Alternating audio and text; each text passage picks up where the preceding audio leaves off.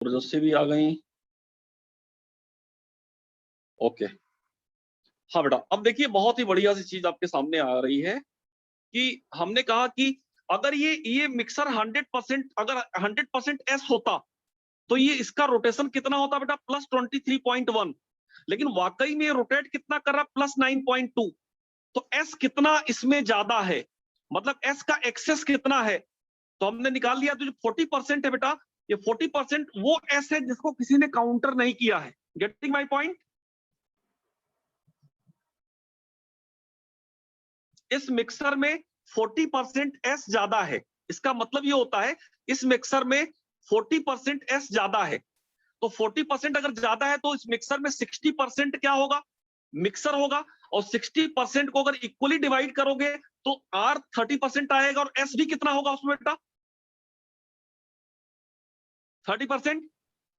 Getting my point? Impurity भी तो कम ज्यादा हो सकती है। नहीं नहीं नहीं, इम्प्योरिटी कैसे 100% से 100% तो कंजर्व कराओगे ना। अब आप ये बताओ, आप ये कह रहा है कि इसमें आर और एस दो चीजें हैं, आर एस दो चीजें हैं। अगर ये मिक्सर 100% एस होता तो ये +23.1 डिग्री घुमाता, लेकिन ये मिक्सर वाकई में घुमा रहा +9.2। तो ये बात तो सही है कि एस ही ज्यादा है क्योंकि रोटेशन पॉजिटिव है। तो एस कितना, वर्किंग एस कितना है, वर्किंग कितना है, तो आप क्या करेंगे, जो घुमा रहा है जो होना चाहिए था, मतलब 9.2/23.4, तो वर्किंग एस कितना ज्यादा है, 40% वर्किंग है। इसका मतलब कि इस मिक्सर का 60% टोटल कैसा है बेटा, नॉन वर्किंग है। तो उस 60% को नॉन वर्किंग क्यों कहोगे आप, क्योंकि एक 30 ने दूसरे 30 को क्या कर दिया, काउंटर कर दिया। हाँ सर, समझ आ गया। एक 30 यस ने सर। दूसरे 30 को काउंटर कर दिया। तो उस 60 को अगर डिवाइड करोगे तो 30 आर कैंसिल किया होगा एस को। तो अगर टोटल एस की परसेंटेज पूछे तो 40 एक्सेस वाला और 30 ये वाला, तो 70% हो जाएगा। और वैसे भी एक चीज मैंने आपको बताई थी कल, ये आर यहाँ पे क्या है बेटा, डेक्स्ट्रो, दिखाई दे रहा कि नहीं, क्योंकि पॉजिटिव है। और एस का फॉर्म क्या है बेटा यहाँ पे, बोलो, लीवो। क्योंकि आर आर वाला लीवो है, क्योंकि निगेटिव साइन है, देखो आर का साइन निगेटिव है। अब इनांसियोमेरिक एक्सेस, इनांसियोमेरिक एक्सेस का एक फार्मूला था, याद करो, D-L/D+L का मॉड इनटू 100। बेटा चेक करो, डेक्स्ट्रो वाला कितने परसेंट है, 70%। लीवो वाला कितना है, 30/70 + 30 इनटू 100। क्या आंसर आ रहा, जरा चेक करो, बोलो। 40% सर। इसका मतलब कि इस मिक्सर में एक इनांसियोमर है जो ज्यादा है, वो कितना परसेंट ज्यादा है बेटा, 40%। समझ गए मेरी बात? कोई इस फार्मूले को मैंने लास्ट टाइम आपको बताया था, लास्ट वाली क्लास में था कहीं पे चीज। हाँ सर, बताया था।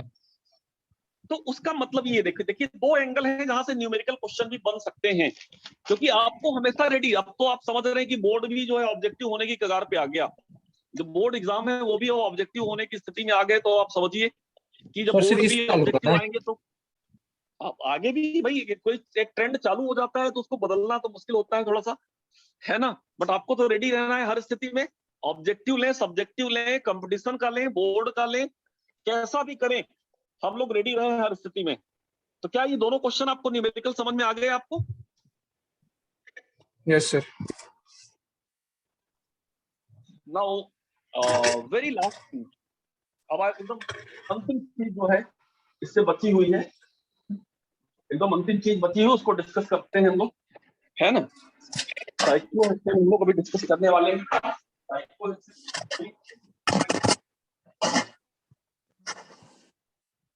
साइक्लो हेक्सेन का नाम सुना है आपने? साइक्लो हेक्सेन का नाम सुना है आप सभी ने? Yes sir. तो अब साइक्लोहेक्सेन का थोड़ा स्टीरियोकेमिस्ट्री हम लोग समझ जाएं, है ना। तो write down stereochemistry of cyclohexane. Stereochemistry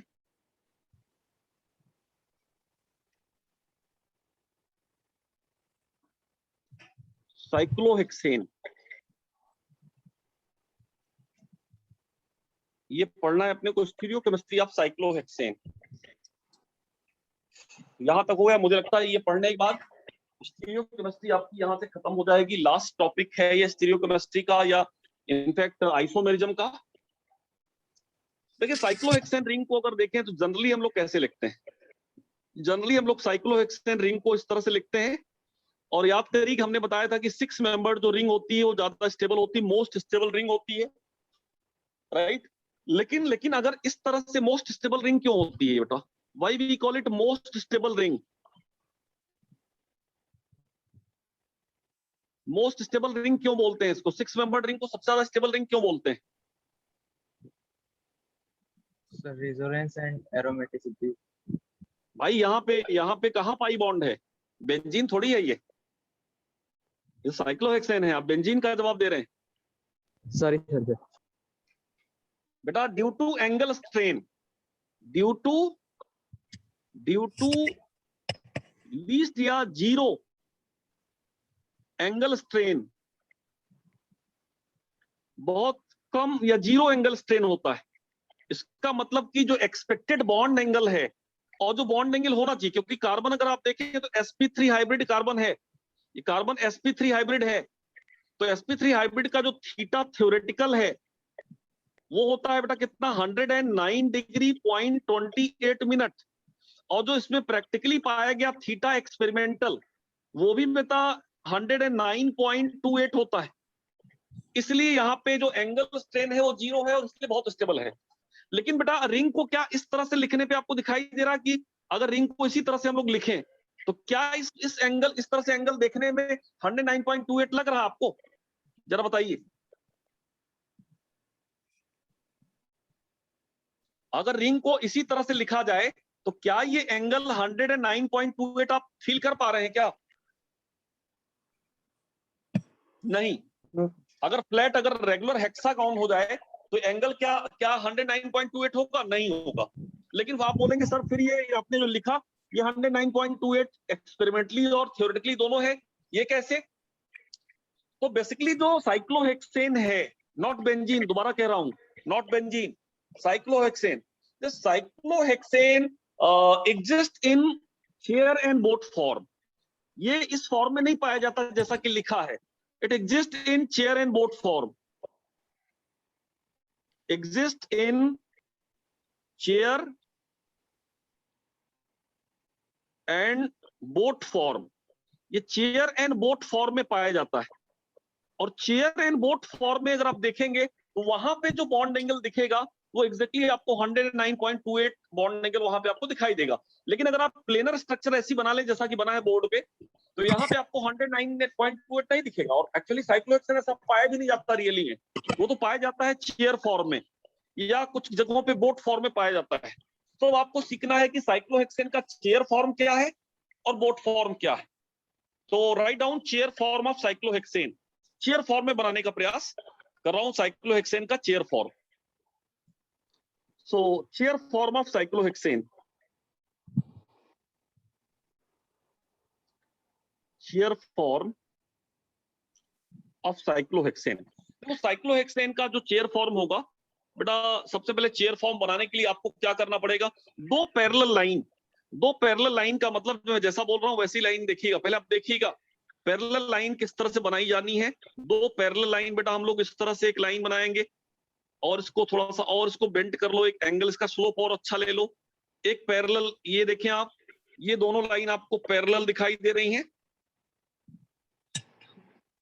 देख रहे हैं पैरेलल?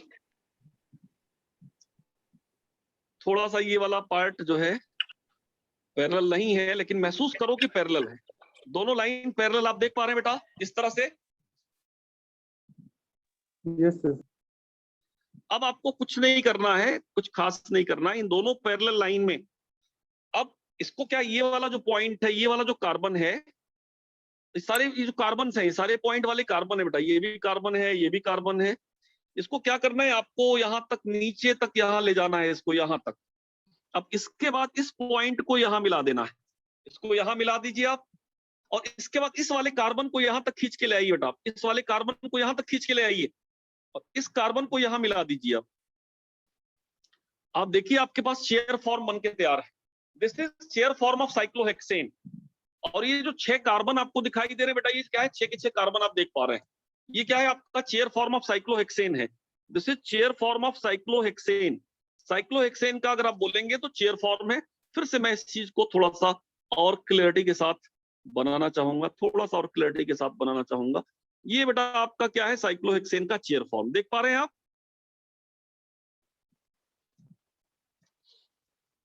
अगर Yes, आपको sir. नहीं दिखाई दे रहा तो मैं चेयर फॉर्म आपको Yes, दिखाने sir. का प्रयास करता हूं। आप देखिए चेयर कैसे, ये जो चारों कार्बन है, ये वाला कार्बन देखो आप, सभी लोग ध्यान से देखना, देखने की बात है। मैंने बड़े मुश्किल से स्टीरियो आइसोमेरिज्म पढ़ाया है बेटा। स्टीरियो आइसोमेरिज्म बिना सामने स्टूडेंट के, बिना बोर्ड पे पढ़ाना बहुत ही टफ काम होता है। आप ये देखो 4 कार्बन आपको दिखाई दे रहा है रेड से, देख पा रहे हैं? रेड वाले चारों कार्बन, Yes, sir. इनको अगर ऐसे मिला दिया, इनको मिला दिया तो चारपाई बन गई क्या बेटा? आप देख लो चारपाई बन गई क्या? चारपाई का मतलब आप इस पे बैठ सकते हैं, लेट सकते हैं। देखो चारपाई बना दिया आपको मैंने, इस पे आप बैठ जाइए और नीचे पैर कर लीजिए। इधर इधर आप देखिए नीचे पैर कर सकते हैं, इधर कार्बन में नीचे पैर कर सकते हैं। और यहाँ सिरहाना है, ये वाला कार्बन सिरहाना है। देखो चेयर जैसा दिखाई दे रहा है कि नहीं बेटा? हाँ सर। फील आ गया ना चेयर जैसा? तो इसको बोलते हैं चेयर फॉर्म ऑफ साइक्लोहेक्सेन। मतलब ये 4 कार्बन, ये एक नीचे की तरफ जाता हुआ कार्बन, ये ऊपर की तरफ जाता हुआ। और यहाँ इस वाले फॉर्म में जो बॉन्ड एंगल है, ये जो बॉन्ड एंगल है, कोई भी बॉन्ड एंगल, ये बॉन्ड एंगल या ये वाला बॉन्ड एंगल, कोई भी बॉन्ड एंगल अगर आप उठा के देंगे तो ये जो बॉन्ड एंगल है बेटा, ये हमेशा 109.28 मिलेगा। कोई भी बॉन्ड एंगल यहाँ पे जो मिलेगा एग्जैक्टली 109.28 यहाँ पे आपको चेयर फॉर्म में मिल जाएगा। तो पहले इसको बना लीजिए आप चेयर फॉर्म, फिर मैं और डिटेल करूंगा 1 by 1।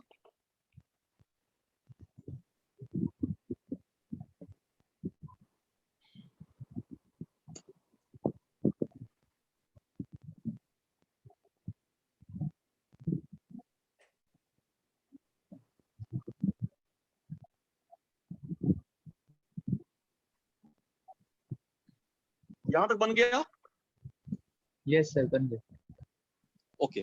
अब देखिए इसमें एक दो चीजें और यहाँ पे क्लैरिटी के साथ में आपको बताऊं कि इसमें इसी वाले फॉर्म में फिर से बार बार मैं बनाऊंगा सो दैट प्रैक्टिस आपकी होती रहे।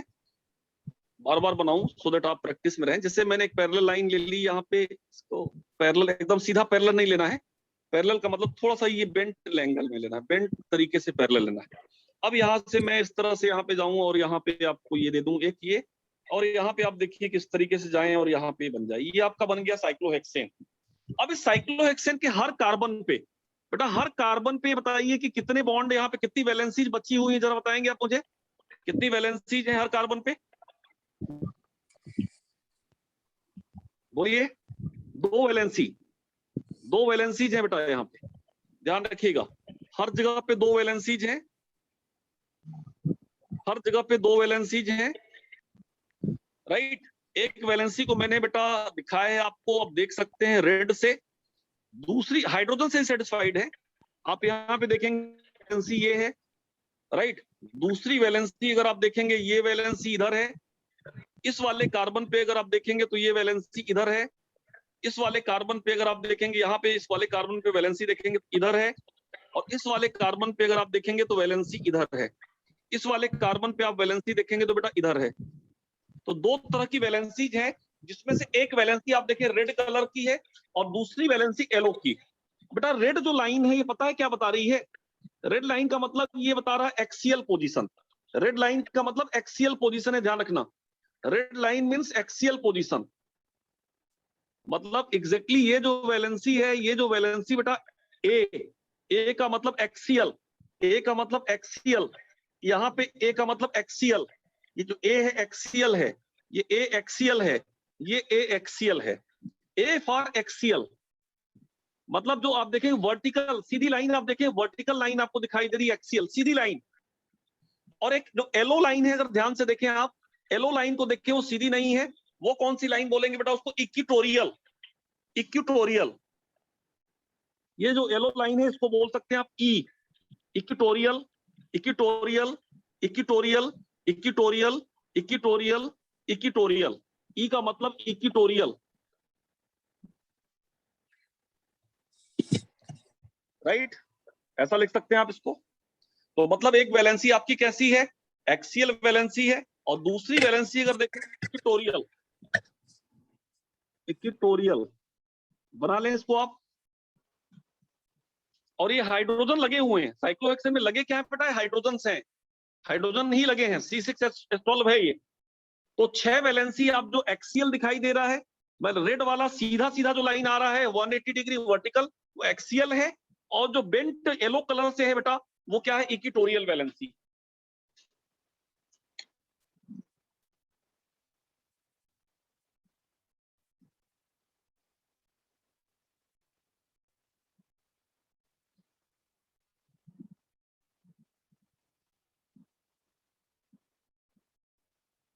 हो गया यहां तक।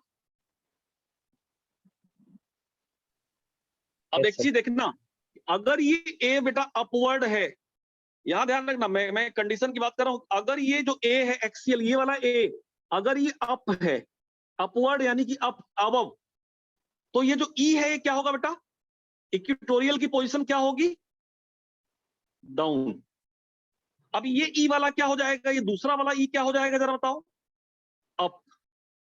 तो ये ए क्या हो जाएगा जरा मुझे बताना, डाउन। तो अब ये बताओ कि ये वाला ए क्या हो जाएगा, तीसरा वाला ए क्या हो जाएगा, अप। तो ई क्या हो जाएगा बेटा, डाउन। Down. तो अभी चौथा वाला ए क्या हो जाएगा बेटा, डाउन। Down. क्या हो जाएगा, अप।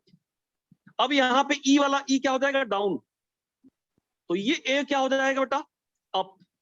तो ये ई क्या होगा बेटा, यहां पे ई बताना क्या होगा, Up. तो ए क्या हो जाएगा, डाउन।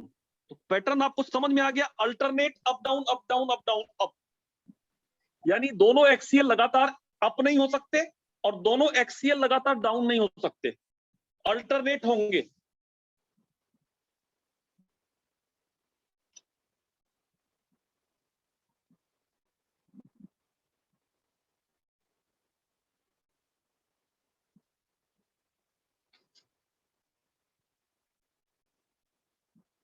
ठीक है,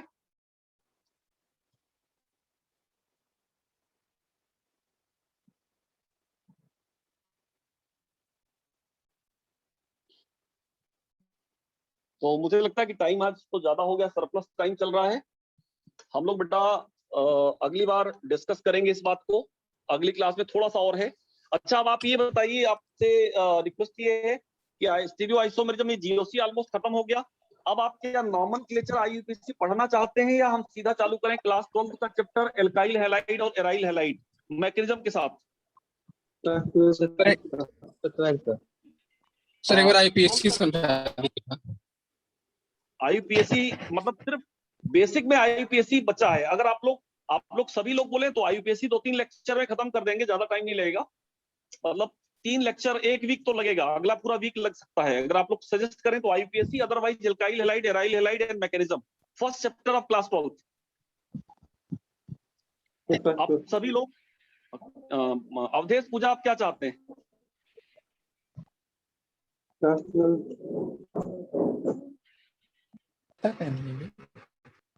बोले।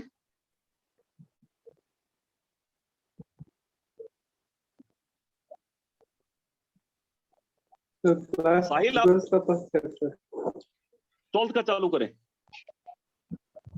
ओके। साहिल आप बताइए,